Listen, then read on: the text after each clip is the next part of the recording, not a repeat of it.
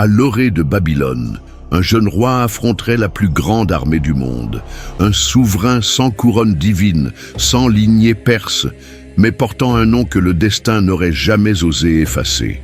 Alexandre. Les flammes de l'aube déchiraient le ciel au-dessus des collines de Mésopotamie. Le vent chaud soufflait du sable doré à travers les vallées lointaines, comme si les dieux murmuraient que le monde était sur le point de changer. Nous étions en l'an 331 avant notre ère, et au cœur de l'Empire perse. La peur prenait forme dans la silhouette d'un seul homme, Alexandre, roi de Macédoine, le vainqueur de l'impossible. Au nord du fleuve Tigre, les espions perses allaient et venaient comme des fantômes, apportant des rapports inquiétants au palais de Darius III. Il approche. Alexandre avançait à la tête de son armée d'hommes endurcis, un petit groupe de soldats comparé à l'océan de guerriers que le grand roi rassemblait à Gogamel. Et pourtant, il progressait, tel un éclair déchirant les ténèbres, tel un châtiment incarné. Darius III, héritier d'un empire millénaire, se trouvait face à un dilemme ancestral. Ses généraux discutaient de plans, de stratagèmes, de routes de retraite, mais la fierté brûlait dans ses yeux. Il n'était pas seulement un commandant, il était considéré comme le roi des rois, et la défaite face à un jeune barbare serait la mort du mythe de la Perse invincible. Dans la tente royale, déployée comme un palais de soie en plein désert, Darius observait la carte étalée devant lui. Ses mains tremblaient légèrement, tandis qu'il suivait du doigt le terrain près de Gogamel. Là, les ingénieurs perses avaient soigneusement nivelé le sol pour faciliter l'avancée de leurs chars de guerre. 10 000 cavaliers, des milliers de lanciers, des archers, des hoplites mercenaires, des éléphants blindés. La machine de guerre perse était colossale, un monstre qui traînait avec lui la gloire d'un empire séculaire. Pendant ce temps, de l'autre côté du désert, la réalité était bien différente. Alexandre rassemblait ses commandants à la lumière de l'aube, traçant des plans sur la terre nue, non sur du velours.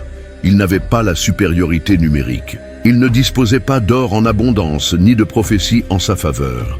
Mais il possédait quelque chose de plus rare encore, la loyauté inébranlable de ses hommes et l'esprit d'un génie militaire. Héphaïstion, son ami le plus proche, commenta d'un ton inquiet: « Ils sont comme les vagues de la mer, Alexandre, et nous ne sommes que le sable. » Alexandre répondit avec un demi-sourire: « Alors, nous les ferons se briser contre les rochers. » Chaque homme qui marchait avec lui savait exactement où il se trouvait. Il savait que ses pas foulaient un sol légendaire, le même sol où des rois tels que Cyrus, Xerxès et Artaxerxès avaient triomphé. Mais désormais, cette terre recevrait le sang d'un nouvel empire, d'une nouvelle ère. La Macédoine avait cessé d'être une ombre aux confins du monde. Avec Alexandre, elle était devenue un tonnerre sur le point de s'abattre sur le cœur de l'Asie. Au crépuscule, alors que les troupes perses dressaient leur campement au-delà de l'horizon, Alexandre s'isola quelques minutes au sommet d'une colline. En contrebas, des milliers de tentes alignées, des étendards flottant dans le vent, des soldats riant, aiguisant leurs lances, préparant leurs armures. Le général Parménion s'approcha d'un pas ferme. « Nous devrions attaquer de nuit. Pendant qu'ils dorment, nous pouvons diviser notre armée en 2 ailes et frapper leurs flancs. » Mais Alexandre refusa, secouant la tête. « Darius nous accuse d'être des barbares. Si nous le vainquons dans l'obscurité, il dira que c'est de la trahison. Mais si nous le vainquons sous le soleil, alors le monde entier saura qui nous sommes. » Cette nuit-là, le silence tomba comme un présage. Alexandre parcourut le camp, parlant à ses hommes, serrant des mains calleuses, offrant des paroles comme des braises de courage. « Demain, vous ne combattrez pas seulement contre des hommes, mais contre des siècles de peur. Abattez la peur, et l'Empire s'effondrera avec elle. » De l'autre côté du champ de bataille, Darius observait l'obscurité, mal à l'aise. Malgré sa supériorité écrasante, quelque chose le troublait. Les oracles avaient été ambigus. Les étoiles semblaient ne plus briller. Et dans ses rêves, un faucon dévorait un serpent doré. Dans les profondeurs de la nuit, tandis que les généraux dormaient, 2 empires respiraient. Le plus grand de la terre et celui qui osait prendre sa place. Et entre eux, le champ de Gogamel, une vallée qui allait bientôt devenir un autel de sang et de gloire. car ce n'était pas seulement une bataille, c'était la fin d'une ère. Et Alexandre venait pour enterrer les dieux de la Perse. L'aube de Gaugamel n'apporta pas seulement de la lumière, elle apporta un silence brutal. Le genre de silence qui précède le tonnerre. Le ciel, encore teinté de gris et de bronze, assistait avec indifférence au mouvement des armées. Des hommes venus de tous les coins du monde, parlant des langues diverses, appartenant à des cultures rivales, tous réunis pour assister à la chute d'un empire ou à la naissance d'un autre. Les étendards perses flottaient comme des serpents dorés. La ligne semblait interminable. Chars de guerre aux roues équipés de lames, cavalerie scythe, soldats égyptiens, archers mèdes, lanciers babyloniens, immortels perses. Ils étaient plus de 200 000, selon les récits ultérieurs, mais pour les Macédoniens, ils semblaient être des millions.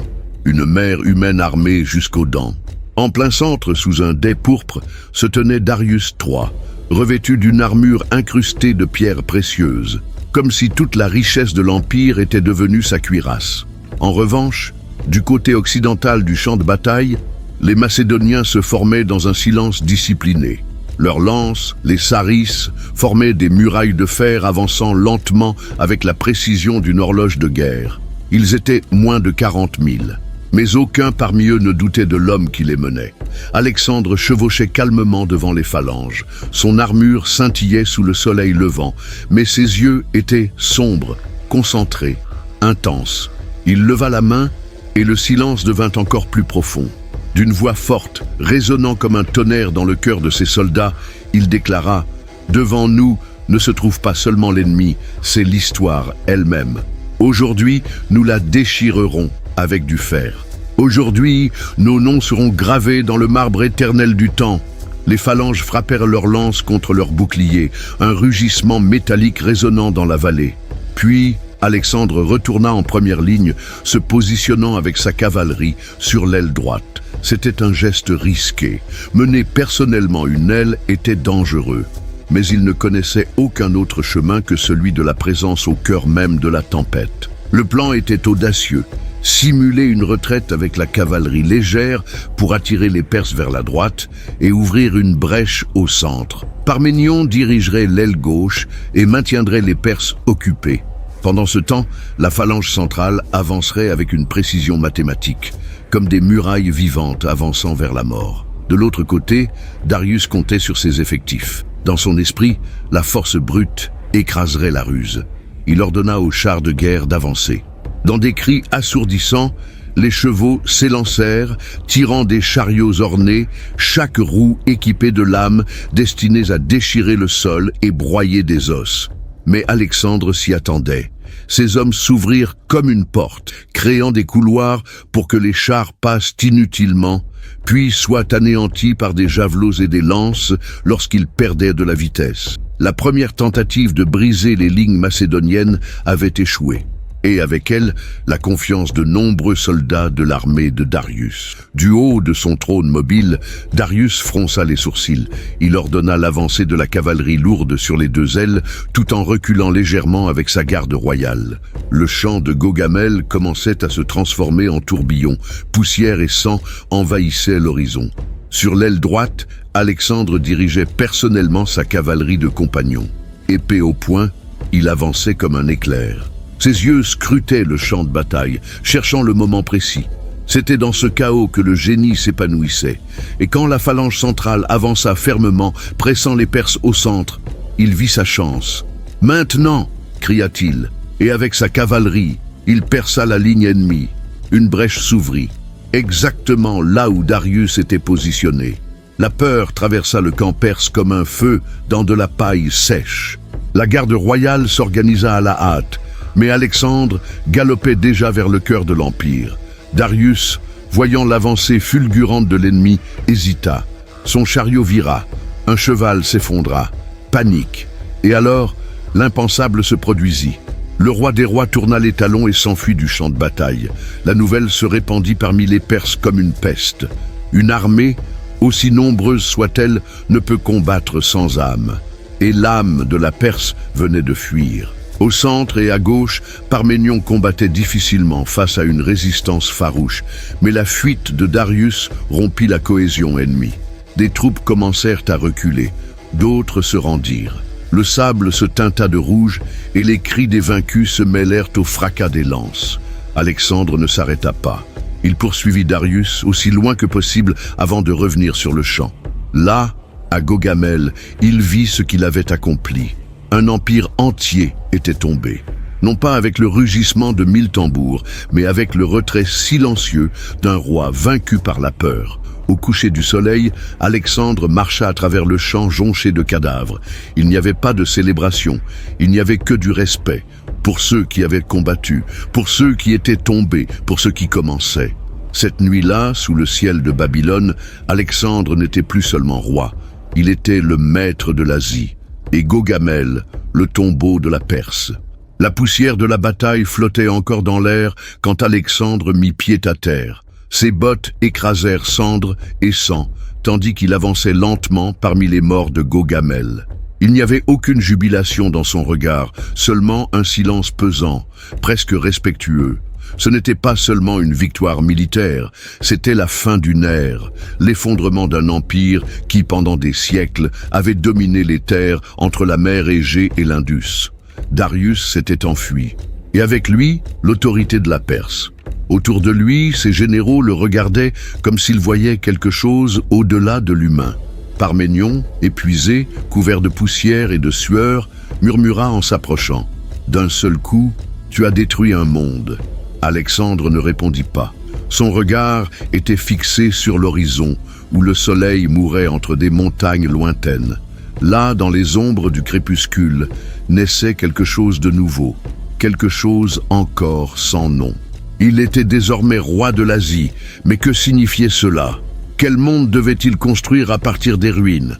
Le lendemain, ses troupes se rassemblèrent devant le trône mobile perse, abandonné sur le champ de bataille. C'était une pièce majestueuse, incrustée d'or et de pierres précieuses, encore tachée du sang de la garde royale tombée en tentant de la défendre. Alexandre s'approcha et, sans cérémonie, s'assit dessus. À cet instant, le silence tomba parmi les soldats. Ce geste simple et direct disait tout. La Perse appartenait désormais à la Macédoine. Mais il ne fêta pas ce jour-là. À la place, il ordonna que les corps soient brûlés avec respect, tant les Perses que les siens. Il fit ériger des autels improvisés pour les dieux de la guerre et de la justice. Et durant la nuit, seul, il alluma lui-même les bûchers funéraires. Dans le crépitement des flammes, il semblait entendre des voix du passé, Philippe, son père, lui disant de conquérir l'impossible. Aristote, son maître, lui enseignant que le plus grand pouvoir est celui sur soi-même. Et les souvenirs de sa jeunesse à Pella, où la gloire n'était qu'un rêve lointain. Quelques jours plus tard, la marche reprit. Alexandre n'alla pas directement vers Persépolis ou Suse, les capitales officielles. Il choisit Babylone, le joyau ancestral de Mésopotamie. Une ville sacrée, ancienne, plus vieille que bien des dieux, un symbole. S'il conquérait Babylone sans violence, il enverrait un message. Il n'était pas un pillard, il était un souverain. Et c'est ce qui arriva. Babylone ouvrit ses portes. Les prêtres chaldéens l'accueillirent avec des offrandes et le peuple l'acclama comme un libérateur. Aucune lance ne fut levée, aucune flèche tirée. La ville des jardins suspendus s'inclina devant un roi étranger et l'accepta. Alexandre entra non pas comme un envahisseur, mais comme l'héritier d'une civilisation. Il s'arrêta devant les ziggourats, visita les temples dédiés à Marduk, respecta les rituels locaux. Il ordonna la restauration des monuments endommagés, la reconstruction des canaux abandonnés et interdit à ses soldats de piller. En échange, il fut proclamé roi de Babylone, par acclamation populaire. Ce n'était pas seulement de la politique, c'était de la stratégie. Et c'était aussi une foi. Une foi dans l'idée d'unir les mondes sous une seule couronne. Mais tous n'étaient pas convaincus. Ses propres généraux, des hommes forgés dans la rudesse de la Macédoine, murmuraient sur les coutumes exotiques qu'Alexandre commençait à adopter. Il permettait aux Perses d'entrer dans son conseil. Il acceptait des vêtements locaux lors de certaines cérémonies Il apprenait de nouvelles langues, respectait des dieux que les Macédoniens jugeaient barbares. Et plus encore, il commençait à penser comme un roi divin. Durant une cérémonie dans l'un des temples, un prêtre s'agenouilla devant lui, l'appelant « fils de Zeus Amon ». Alexandre ne le nia pas, et cela glaça ses commandants les plus conservateurs. Ptolémée, son ami le plus fidèle, l'avertit discrètement. « Tu as conquis l'Asie en tant qu'homme. Méfie-toi de la perdre en voulant devenir un dieu. » Alexandre sourit simplement. Un sourire qui ne disait ni oui ni non, mais quelque chose de plus profond. « Je suis ce que le monde a besoin que je sois. » Pendant ce temps, Darius fuyait vers l'est, son autorité en lambeaux, son armée dispersée. Il portait encore ses vêtements royaux, mais il n'était plus un roi, il était un symbole en fuite. Et Alexandre le savait, il ne voulait pas seulement vaincre Darius militairement, il voulait le remplacer en tout, pas seulement sur le trône, mais dans la mémoire, dans l'éternité, dans l'imaginaire de peuples entiers. Pour cela, il devait faire plus que conquérir, il devait régner. Après avoir consolidé Babylone, Alexandre se dirigea vers Suse, où se trouvait le trésor royal. Là, il découvrit la plus grande fortune du monde antique, des tonnes d'or, d'argent, de pierres précieuses, des tapisseries, des armes rituelles, des trônes et des couronnes. Mais il ne pilla pas pour s'enrichir. Il utilisa cette richesse pour payer ses soldats, renforcer des alliances et assurer que la machine de guerre continue d'avancer. Plus que jamais, Alexandre comprenait que le champ de bataille n'était qu'une des arènes. L'autre était le cœur des peuples. Et sur ce terrain, il combattait aussi avec son esprit et son imagination. Il fit frapper des pièces à son effigie. Il envoya des ambassadeurs aux cités grecques avec des récits de sa victoire. Il écrivit des lettres à Aristote, décrivant les plantes, les coutumes, les fleuves qu'il traversait désormais. Chaque pas était une construction, non pas d'un empire, mais d'un héritage. Et la nuit, seul dans sa tente, Alexandre fixait la carte. Aucune frontière ne le satisfaisait. L'ombre de la Perse était tombée. Mais au-delà se trouvait l'Inde. Et au-delà de l'Inde, disait-on, existait la fin du monde. Il sourit. Car pour lui, la fin du monde n'était pas une limite. C'était une invitation. Le désert brûlait sous un soleil impitoyable, alors que les troupes d'Alexandre avançaient vers l'est. La poussière pénétrait dans les narines, collait à la peau, desséchait la gorge. Mais personne ne se plaignait, car devant eux, Alexandre lui-même chevauchait comme s'il n'était pas fait de chair et d'os, mais de pure volonté. Son objectif était clair. Capturer Darius III, vivant ou mort, non par vengeance mais par justice, ou peut-être par destin. Darius était désormais un roi sans trône, sans armée, sans peuple, mais il restait le dernier obstacle entre Alexandre et l'unification de deux mondes. Partout où il passait, il laissait des traces de désespoir, forteresses abandonnées, généraux déserteurs, gouverneurs changeant d'allégeance comme on change de tunique. L'empire perse, autrefois colosse inébranlable, s'effondrait comme un château de sable face à une tempête. Alexandre suivit sa trace pendant des semaines. À chaque village traversé, il interrogeait paysans, marchands, soldats vaincus. À chaque nouvelle, son obsession grandissait. Il ne suffisait pas de conquérir l'empire, il devait clore cette histoire de ses propres mains. Ce fut dans les montagnes d'Hyrcanie que la chasse atteignit son paroxysme. Là, dans une vallée étroite et silencieuse, l'impensable arriva. Darius lui-même fut trahi par ses hommes. Bessos, l'un de ses satrapes et lointains cousins, décida que le roi n'était plus utile. Au nom de la survie de l'Empire, il tenta de prendre le pouvoir, et pour cela devait éliminer le symbole déchu que Darius était devenu. Les récits divergent. Certains disent que Darius fut poignardé et abandonné pour mourir dans le désert. D'autres, qu'il tenta de résister, mais quand Alexandre arriva, il trouva seulement le chariot détruit, des soldats dispersés, et le corps agonisant de Darius III étendu sur des pierres brûlées par le soleil. Alexandre mit pied à terre. Il s'approcha lentement. Les yeux du roi déchu, voilés par la mort, cherchaient encore quelque chose, dignité, pardon, ou simplement une fin. Darius tenta de parler. Un murmure s'échappa de ses lèvres desséchées. « Toi, tu es le roi désormais. » Alexandre s'agenouilla, prit sa main. Et là, entre deux mondes, le conquérant pleura, pas par compassion, mais par respect, car Darius représentait ce qu'Alexandre cherchait, le droit d'être rappelé. Il recouvrit le corps de son propre manteau royal. Il ordonna qu'il soit embaumé avec honneur, transporté à Persépolis et enterré selon tous les rites d'un véritable roi perse. En faisant cela, Alexandre ne se contentait pas de vaincre Darius, il lui succédait. La nouvelle de la mort de Darius se répandit comme un feu. Des peuples lointains, auparavant hésitants, acceptèrent désormais Alexandre comme le nouveau roi des rois. Les anciens généraux perses, un par un, vinrent prêter serment. Des villes comme Suse et Ecbatane ouvrirent leurs portes sans résistance. Où il y avait eu guerre, il y avait désormais acclamation. Mais tous n'acceptaient pas de bon cœur. Les soldats macédoniens, endurcis par la campagne, voyaient d'un mauvais œil l'approche des coutumes perses. La cour d'Alexandre commençait à être peuplée d'eunuques, de scribes orientaux, de gardes au turban. Et le roi lui-même commençait à changer.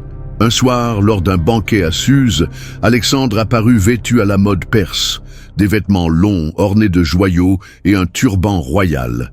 Les Macédoniens déglutirent, certains murmurèrent « trahison », d'autres baissèrent simplement les yeux, mais le message était clair. Il n'était plus seulement Alexandre de Macédoine, il était Alexandre d'Asie.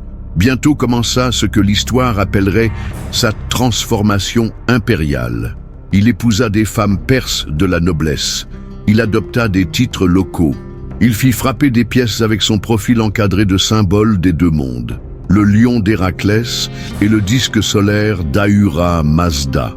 Et pour la première fois, Alexandre parla ouvertement de fusion culturelle. Il n'y a ni grec ni perse. Il n'y a que des hommes sous une même étoile, disait-il. Cette vision d'unité enchantait certains et effrayait d'autres. Parménion, le vétéran, l'avertit. Celui qui tente d'unir deux océans peut être englouti par l'un et l'autre. Mais Alexandre ne reculait pas. Pour lui, gouverner n'était pas seulement commander, c'était transcender. À Persépolis, au cœur de l'Empire vaincu, Alexandre affronta peut-être le plus grand dilemme de son périple, le passé. La ville était magnifique, avec ses colonnes colossales, ses salles revêtues d'or, et un palais si vaste qu'il semblait fait pour les dieux. Mais chaque pierre rappelait la domination perse sur la Grèce. Des siècles plus tôt, Xerxès avait pillé Athènes. Le ressentiment vibrait encore. Durant une nuit de célébration, ivre de vin et de victoire, Alexandre regarda les salles inflammables en bois. L'une de ses compagnes, Thaïs, lui suggéra de venger les Grecs sur le champ, en brûlant le palais.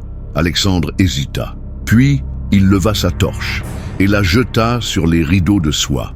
Les flammes se répandirent comme une avalanche de feu. Le palais de Darius, le cœur de l'Empire perse, brûla jusqu'à devenir cendre. C'était le passé qui était dévoré. C'était la vengeance d'un monde sur un autre. Mais le lendemain matin, Alexandre observait les ruines en silence. Certains disent qu'il pleura, d'autres qu'il resta des heures sans parler, car en détruisant ce symbole, il avait peut-être tué quelque chose en lui. Et ainsi, entre conquête et doute, entre gloire et silence, Alexandre devenait plus qu'un roi. Il devenait le monde incarné.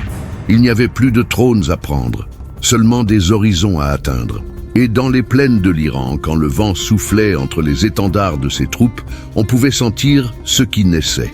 Non pas un empire, mais un nouveau temps. Le temps d'Alexandre. La fumée de Persépolis montait encore comme un voile sur les collines quand Alexandre tourna les yeux vers l'est. La destruction du palais perse n'était pas seulement un acte de vengeance, mais une sorte de rite de passage. Il avait mis le feu au passé, et maintenant traversait ses cendres à la recherche de quelque chose qui n'avait encore aucun nom. Les cartes étaient complètes, mais son ambition ne l'était pas. Le trône de l'Asie était conquis, mais les confins du monde n'avaient pas encore été atteints. C'est là qu'il marcherait, vers l'inconnu, vers ce qui n'était pas encore empire. La traversée des monts Zagros fut lente et douloureuse. Les sentiers serpentaient dans des vallées étroites, avec des falaises semblant vouloir avaler les soldats. Le manque d'eau et le froid mordant la nuit mettaient à l'épreuve la résistance des hommes les plus endurcis. Beaucoup commençaient à se demander si ce périple avait encore un sens. N'avait-il pas déjà vaincu? N'avait-il pas vu le roi des rois fuir et mourir comme un mendiant sur les rochers? Pourquoi continuer? Mais Alexandre chevauchait en tête avec la même détermination. Ses yeux ne cherchaient pas un territoire, mais un destin. Chaque pas était plus qu'une conquête, c'était la construction d'un monde nouveau. Les satrapies de l'Est, héritières directes de l'ancien pouvoir perse, commençaient à s'agiter. Des tribus montagnardes défiaient les garnisons. Des gouverneurs régionaux refusaient de reconnaître l'autorité du nouveau roi. Et au nord, Bessos, le traître qui avait assassiné Darius, s'autoproclamait roi sous le nom d'Artaxerxès. Il commandait des troupes et rassemblait des alliés parmi les derniers foyers de résistance iranienne. Alexandre n'hésita pas. Il organisa ses armées en colonnes mobiles et lança l'ordre de marche totale. Il n'y aurait aucune clémence. Pas par vengeance, mais par nécessité. Pour que l'Empire survive, l'ancien monde devait mourir complètement. La campagne devint une danse brutale de vitesse et de terreur. Des villes qui résistaient étaient prises dans quelques jours. Celles qui se rendaient recevaient clémence et étaient réorganisées selon le nouveau modèle administratif. Alexandre, toujours en première ligne, combattait avec sa garde personnelle, dormait dans des tentes, marchait parmi les soldats. Il était roi et général, juge et prophète. Chaque ville conquise était rebaptisée, chaque fondation reconstruite. Alexandrie devenait non seulement un nom, mais un idéal planté aux confins du monde. Mais l'ennemi le plus dangereux ne venait pas des montagnes. Il grandissait silencieusement au cœur de son propre armée. La cohabitation avec les coutumes orientales, les rituels religieux étrangers, les conseils composés de Perses commençaient à irriter les généraux macédoniens. Beaucoup murmuraient qu'Alexandre cessait d'être l'un des leurs. La goutte d'eau vint lors d'un banquet à Maracanda quand il apparut vêtu à la mode perse avec des joyaux et un turban. Clitus le Noir, son ami, celui qui avait sauvé sa vie au combat, vétéran fidèle, ne put le supporter. Il se leva, ivre, et cria devant tous qu'Alexandre avait oublié qui il était. Il l'accusa de trahir le sang de Philippe, de mépriser la Macédoine au profit de dieux qui n'étaient pas les siens. Le silence dans la tente fut absolu. Alexandre, lui aussi emporté par le vin et la colère, répliqua violemment. Les mots devinrent cris, les cris devinrent insultes, jusqu'à ce qu'en un élan aveugle, Alexandre lance une courte lance dans la poitrine de Clitus. Le corps s'effondra. Toute la tente resta figée. Le roi qui avait conquis le monde avait tué son propre frère d'armes. Les jours suivants, Alexandre sombra dans un deuil silencieux. Il refusa eau, nourriture, compagnie. Il s'enferma dans sa tente et pleura. Il pleura non seulement la mort de Clitus, mais ce qu'elle représentait. Une fissure invisible, peut-être irréparable, entre lui et ses hommes, entre le rêve d'un empire universel et la réalité de la loyauté macédonienne. Dans la douleur, Alexandre reprit sa marche. Il se lança contre Bessos avec fureur. Il traversa le fleuve Oxus comme une tempête. Les troupes ennemies eurent à peine le temps de s'organiser. Bessos s'enfuit, mais fut capturé par ses propres alliés et livré enchaîné. Alexandre ordonna un procès symbolique, comme s'il voulait montrer au monde que la justice avait triomphé. Bessos fut exécuté exemplairement, et avec sa mort, le dernier lien avec l'ancien trône perse se brisa. Les jours suivants, Alexandre fonda des villes avec une nouvelle obsession. Elles n'étaient plus seulement des garnisons, c'étaient des centres culturels, des projets d'intégration, bibliothèques, gymnases, marchés. Elles étaient le cœur de l'idée que Grecs et barbares pouvaient devenir un seul peuple. C'est ce qu'il appelait l'unité. Beaucoup de ses soldats y voyaient de la folie. Ce fut lors de l'une de ses campagnes sur les pentes de Bactriane qu'il rencontra Roxane. Fille d'un noble local, audacieuse, fière, cultivée, elle fut amenée à lui après une reddition. Elle ne s'agenouilla pas. Elle s'assit devant le roi comme une égale. Alexandre la regarda comme il n'avait jamais regardé aucune femme. Là, il n'y avait pas seulement de la beauté, il y avait du pouvoir. Il l'épousa. Ses généraux virent ce geste avec stupéfaction, mais lui voyait plus loin. C'était une alliance de sang entre Orient et Occident, un symbole pour l'avenir. Tandis que l'Empire grandissait, la distance entre Alexandre et ses soldats s'élargissait. Il commençait à croire qu'il était plus qu'un homme. Il acceptait des titres divins. Il permettait qu'on l'appelle fils de Zeus Amon. Ses lettres ne parlaient plus de retour, mais d'éternité. L'Orient n'était plus une campagne, c'était sa métamorphose. Et pourtant, ses yeux restaient fixés sur l'horizon. Car dans les forêts, au-delà des déserts, dans les plaines que nul soldat grec n'avait jamais traversées, disait-on, existait un autre monde. Un monde de rois dorés, de dieux bleus, de fleuves nés du ciel. L'Inde, pour les soldats, c'était la limite de la terre. Pour Alexandre, ce n'était qu'un commencement. Les vents de l'Est apportaient humidité et sons inconnus. Des oiseaux aux plumes vives traversaient le ciel. La chaleur devenait lourde, dense, un manteau enveloppant le corps et les pensées. À mesure qu'Alexandre traversait les dernières frontières de l'ancien empire perse et avançait vers l'Inde, quelque chose dans le monde changeait. Pas seulement la géographie, mais la perception du possible. La jungle remplaçait le désert. Les dieux locaux avaient des noms que nul grec ne connaissait. Et le sol semblait respirer comme si la terre était vivante. La traversée du Hindu Kush, chaîne de roches acérées et de pics voilés de brume, fut un test de foi. Les sentiers peinaient à accueillir des hommes, encore moins des armées. Beaucoup de soldats glissaient vers la mort, d'autres mouraient de froid ou de faim, les bêtes de somme s'effondraient. Et pourtant, Alexandre avançait. Pas par arrogance, mais avec une conviction silencieuse qui imprégnait ceux qui le suivaient. Interrogé par un officier sur la valeur de ce sacrifice, il pointa simplement le ciel et dit « Là-bas aussi, il y a des hommes, et là où il y a des hommes, il y aura mon empire. » En descendant de l'autre côté de la montagne, ils trouvèrent un nouveau monde. Des villages dans la forêt, des peuples aux turbans colorés, des éléphants de guerre ornés d'or. Les armées indiennes, bien que différentes, possédaient discipline, hiérarchie et une spiritualité qui intriguait les Grecs. Alexandre tenait à respecter les coutumes locales. Il étudiait les divinités, observait les rituels, parlait avec les prêtres. Il n'était pas seulement un conquérant, il était un apprenti du monde. Son nom le précédait. Dans de nombreuses régions, les petits rois se rendaient sans combattre. Dans d'autres, ils offraient tribut et juraient fidélité. Mais tous ne se soumettaient pas. Dans le royaume de Paorava, aux rives du fleuve Hydaspès, le roi Porus refusa de se soumettre. On disait qu'il était haut comme un géant, brave comme un lion, fier comme le Gange lui-même. Sa cavalerie était renforcée par des éléphants de guerre, et sa détermination était claire. Il ne reculerait pas. Alexandre vit en cet homme plus que de la résistance. Il vit un miroir, un roi qui ne connaissait pas la peur. Et c'est pourquoi il décida de l'affronter. La bataille fut marquée par la pluie. Un déluge tomba sur les plaines la veille du combat, transformant le sol en boue.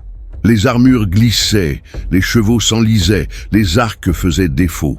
Et pourtant Alexandre traversa le fleuve en silence, de nuit, avec une partie de ses forces, laissant le reste sous le commandement de Cratère. Quand Porus comprit la manœuvre, il était trop tard. La stratégie avait fonctionné. Le champ de bataille, inondé, favorisait la mobilité de la cavalerie macédonienne. Les éléphants avancèrent d'abord. Des géants couverts de cottes de mailles, avec des conducteurs armés de longues lances. Le sol tremblait, mais Alexandre avait étudié ces monstres. Il ordonna à son infanterie de s'ouvrir comme lors de l'attaque des chars perses. Les éléphants furent encerclés, et avec des lances dans les yeux et des flèches aux articulations, ils commencèrent à tomber. Certains devinrent fous, piétinant leurs propres alliés. C'était le chaos. Au centre, Porus avançait monté sur son plus grand éléphant. Il combattait comme un titan, lançait des lances avec la force d'un catapulte. Alexandre l'observait admiratif. Ce n'était pas seulement une bataille, c'était un duel de volonté. Et Porus, même encerclé, même blessé, même seul, ne reculait pas. Il combattit jusqu'à ce que ses généraux tombent, jusqu'à ce que sa monture s'effondre. Et même alors, il resta debout. Capturé, il fut amené devant Alexandre. « Comment veux-tu être traité ?» demanda le conquérant. « Comme un roi traite un autre roi » répondit Porus, le sang aux lèvres. Alexandre sourit, pas par moquerie mais par révérence. Il ordonna de le libérer, lui rendit son trône et fit de lui son allié. Pour lui, Porus n'avait pas été vaincu, il avait été intégré. C'était le premier roi oriental que le Macédonien voyait comme un égal. La victoire sur l'Hydaspès consolida sa présence dans le nord-ouest de l'Inde. D'autres villes furent fondées, d'autres alliances scellées. Mais quelque chose changeait dans les yeux des soldats. Ils étaient fatigués, ils ne rêvaient plus de gloire. Ils rêvaient de leurs enfants qu'ils n'avaient jamais connus, des plaines de Macédoine, de la mer Égée. Ils murmuraient qu'Alexandre s'était perdu dans son propre mythe, qu'il voulait maintenant conquérir les océans pour parler aux dieux.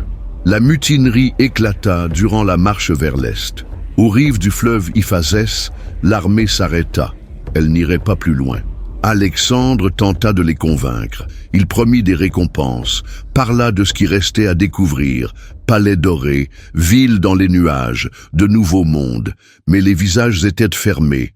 Même les plus fidèles ne bougèrent pas.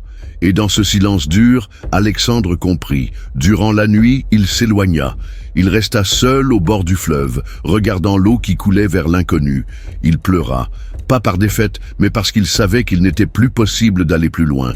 Le monde avait résisté. Et peut-être était-ce là la limite que les dieux avaient tracée. Il céda. Il construisit 12 autels au bord de l'Iphasès, un pour chaque dieu olympien. Il les éleva comme des bornes, comme des témoins que là s'achevait son périple de conquête. Puis, il ordonna le retour. Le retour fut cruel. Il choisit la route à travers le désert de Gédrosie, une traversée infernale qui mena des milliers à la mort. Certains disaient que c'était une punition. D'autres croyaient qu'il voulait défier les éléments eux-mêmes.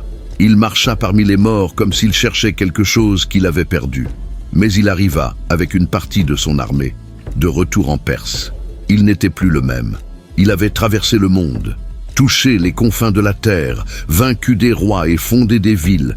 Mais il avait aussi perdu des amis, tué des frères, détruit des parts de lui-même.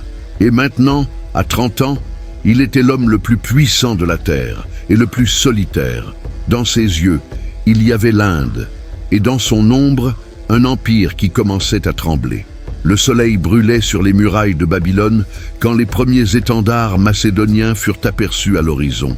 Après des années à traverser déserts, montagnes et jungles, Alexandre revenait à la ville qui avait accueilli sa gloire. Mais l'homme qui revenait n'était pas celui qui était parti. Ses vêtements étaient couverts de poussière, sa barbe longue, ses yeux plus sombres. Et pourtant sa présence était incontestable. Les Babyloniens sortirent dans les rues. Des prêtres entonnèrent des hymnes, des musiciens défilèrent avec des tambours et des cymbales, et la ville se leva comme un temple vivant pour l'accueillir. Mais Alexandre ne s'attarda guère. À cheval, il traversa les portes en silence. Il ne venait pas comme un roi victorieux. Il venait comme quelqu'un qui avait vu les limites du monde et revenait avec des questions que même les dieux semblaient ne pas vouloir répondre. Dans les semaines suivantes, il établit sa cour dans un des palais restaurés. L'air étouffant de Mésopotamie semblait se mêler au poids de son âme. Alexandre plongea dans les réformes. Il réorganisa les satrapies, réaffirma les mariages entre officiers grecs et nobles perses, reconstitua l'armée en intégrant des hommes de diverses ethnies. Il ordonna que les Perses apprennent le grec et que les Grecs étudient les langues orientales. Il créa des académies, des forteresses, des systèmes de communication et de ravitaillement. Mais tout était fait avec une intensité fiévreuse, comme si le temps était contre lui. Une inquiétude continue marquait sa routine. Ses journées étaient remplies de réunions, d'entraînements, d'inspections, mais ses nuits étaient vides. Il passait des heures seul, marchant dans les jardins suspendus, fixant les étoiles ou contemplant des cartes dont les lignes ne menaient plus nulle part. L'Empire était devant lui, entier. Et pourtant il semblait inachevé. L'absence de nouveaux combats créait une autre guerre. Dans sa propre maison, les rumeurs grandissaient. Beaucoup de ses généraux, unis par la conquête, se disputaient désormais territoire, influence, accès au roi. L'ancienne garde macédonienne se méfiait des Perses intégrés. Les vétérans, enrichis et épuisés, voulaient rentrer chez eux. Les fêtes devenaient des banquets tendus. Les conseils étaient traversés de regards silencieux. et Alexandre comprenait. L'empire qu'il avait bâti avec l'épée devait maintenant être maintenu par les mots. Et peut-être n'était-il pas aussi habile avec eux qu'avec le fer. L'épisode le plus symbolique fut le retour des 10 000. Des vétérans, grecs et macédoniens, exigeant congés, paiement et honneur pour leur service. Alexandre les rassembla devant la foule, regarda chaque visage marqué par la guerre, et au lieu de leur accorder immédiatement la gloire, il les affronta froidement. Il dit qu'aucun d'eux ne serait là sans lui, que tout ce qu'ils avaient conquis venait de sa vision, que s'ils voulaient partir, qu'ils partent, mais ils continueraient, même seuls, s'il le fallait. Il y eut silence. Certains pleurèrent, d'autres hésitèrent. À la fin, ils restèrent, mais quelque chose s'était brisé. Alexandre commençait à comprendre qu'un empire n'est pas fait que de territoire. Il est fait de cœurs, et beaucoup de ces cœurs s'éloignaient.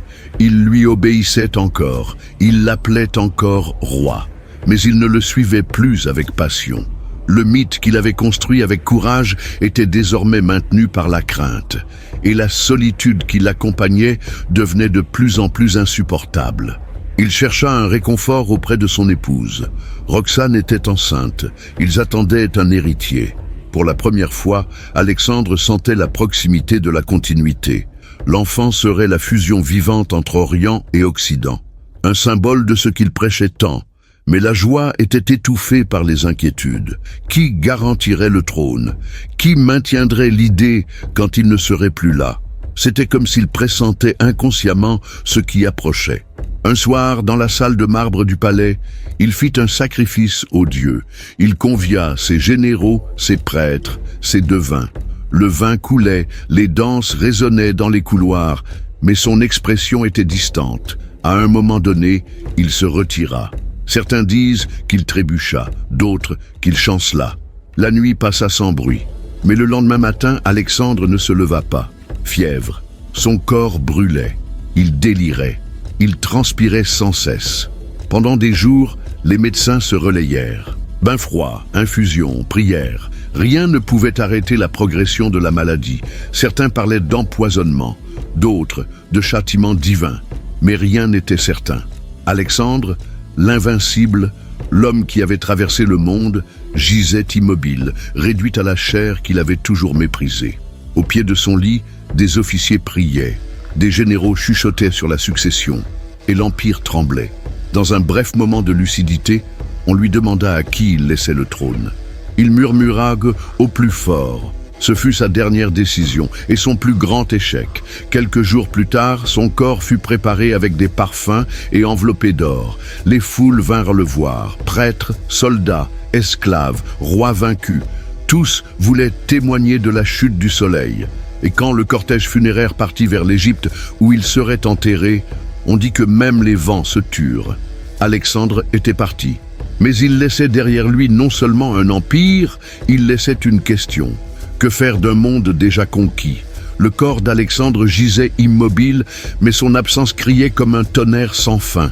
Sa mort ne lui avait pas seulement volé la vie, elle avait emporté la cohésion d'un monde. Dans chaque palais, place ou campement, une seule question résonnait. Qui hériterait du rêve? Aucune réponse ne vint, car il n'y en avait pas. Alexandre n'avait pas laissé de successeur légitime. Son fils n'était pas encore né. Ses généraux, ses compagnons qui avaient traversé mers et déserts à ses côtés, devinrent des ennemis silencieux dès que son souffle cessa. L'unité qu'il avait suivie jusqu'aux confins du monde se désagrégeait comme du sable. À Babylone, la lutte commença avant même que le deuil ne s'achève. Perdiccas, commandant de la cavalerie royale, prit temporairement le contrôle. Il se proclama régent jusqu'à la naissance de l'héritier de Roxane. Mais les autres généraux n'acceptèrent pas facilement. Antigone, Séleucos, Ptolémée, Cratère, chacun se voyait comme le reflet du plus fort, évoqué par Alexandre. Et cette expression du roi mourant, si énigmatique, si ambiguë, servait désormais de justification à l'ambition de tous. Pendant que l'Empire vacillait, le cortège funéraire prenait forme. Un sarcophage d'or, porté par des centaines d'hommes, protégé par une garde d'élite, partirait de Babylone vers la Macédoine, où Alexandre devait reposer auprès de ses ancêtres. Mais le corps d'un dieu n'appartient pas à la terre, et tous n'étaient pas prêts à le laisser partir. Ptolémée, le stratège d'Égypte, agit vite. Il intercepta le cortège en Syrie et détourna le corps vers Alexandrie, la ville qui portait le nom du défunt. Là, il fit ériger un mausolée, un temple de pierre et d'éternité. Ce n'était pas seulement de la révérence, c'était de la politique. Celui qui possédait le corps détenait le symbole. Et Ptolémée savait que dans le monde post-Alexandre, le symbole valait plus que le territoire. La nouvelle du détournement mit le feu aux poudres. Perdiccas, furieux, rassembla des troupes et marcha vers l'Égypte. Mais il fut trahi en chemin, tué par ses propres officiers. Il fut le premier à tomber. Il ne serait pas le dernier. Bientôt, l'empire qu'Alexandre avait construit comme une unité de nation deviendrait un champ de bataille. Les généraux, désormais autoproclamés rois, se partageaient les provinces, chacun justifiant son pouvoir comme une extension de la volonté du maître disparu. La carte commença à se fissurer. La Macédoine fut disputée comme un joyau entre héritiers. La Grèce, toujours agitée, commença à se révolter. L'Égypte devint un royaume indépendant sous la dynastie de Ptolémée. La Perse fut divisée entre seigneurs de guerre. Babylone tomba aux mains de Séleucos, qui, silencieusement, commencerait à reconstruire un nouvel empire oriental. Rien ne restait de l'idée originelle. Il ne restait que la mémoire, mais la mémoire est un pouvoir particulier, et celle d'Alexandre commençait à se transformer. Dans les rues d'Alexandrie, des prêtres disaient qu'il n'était pas mort, seulement monté au ciel. Dans les temples de Grèce, des cultes au fils de Zeus Ammon gagnaient en force. Des statues apparaissaient dans des lieux qu'il n'avait jamais visités. Des poètes le décrivaient combattant des monstres, domptant les océans, défiant les dieux eux-mêmes. Les généraux, désormais rois, commencèrent à s'associer à son nom comme s'ils le suivaient encore. Aucun n'osait dire l'avoir surpassé, car personne ne le pouvait. Tandis que l'Empire se fragmentait en royaumes successeurs, la légende grandissait. Chaque bataille des siècles suivants invoquerait sa mémoire. Chaque ville tombée, chaque nouveau monarque, chaque empire montant mesurerait sa grandeur à l'aune de ce qu'Alexandre avait accompli. Il était devenu la règle de l'histoire. En Macédoine, son fils Alexandre IV naquit sous l'ombre du père, mais il fut tué avant d'atteindre l'âge adulte, victime de la politique des régents. Roxane, sa mère, mourut avec lui. Comme d'autres héritiers, alliés, traîtres, le sang d'Alexandre se répandit comme des graines sur un sol sec. Il ne fleurit pas, car ce qu'il avait laissé n'était pas une dynastie, c'était autre chose. C'était un monde brisé, essayant de se souvenir de ce qu'il était quand il était encore entier. Et pourtant, sous les ruines, les villes qu'il avait fondées survécurent. Alexandrie fleurit pendant des millénaires. Ses canaux, ses bibliothèques, ses marchés devinrent des phares pour la science, la philosophie, la diplomatie. Partout où le nom d'Alexandre passa, l'idée d'intégration culturelle laissa des traces. Au milieu de la violence de la succession, ses gestes d'ouverture vers l'Orient résonnaient. Dans une époque où tous les empires naissaient de la peur, le sien avait tenté de naître de l'union. Des années plus tard, quand César pleura devant sa statue, ce n'était pas pour lui. C'était pour le monde qu'Alexandre avait osé créer et que le temps avait broyé. Napoléon l'étudia comme modèle. Hitler l'invoqua comme symbole. Les généraux modernes analysent encore ses tactiques, ses sièges, ses déplacements. Et même quand les cartes changent, le nom demeure. Alexandre. Non pas comme homme, mais comme idée. Car peut-être que sa plus grande victoire n'a pas été de prendre Babylone ou de vaincre Darius.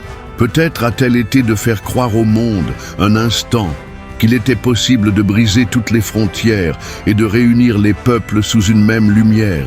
Il n'a pas fondé un empire, il a fondé un mythe qui ne mourra jamais. Et ainsi, tandis que les trônes s'effondraient, tandis que les rois s'entretuaient pour un fragment de ce qu'il avait laissé, Alexandre reposait dans le silence doré de son tombeau, sans couronne, sans épée, seulement avec un nom qui résonnera pour toujours.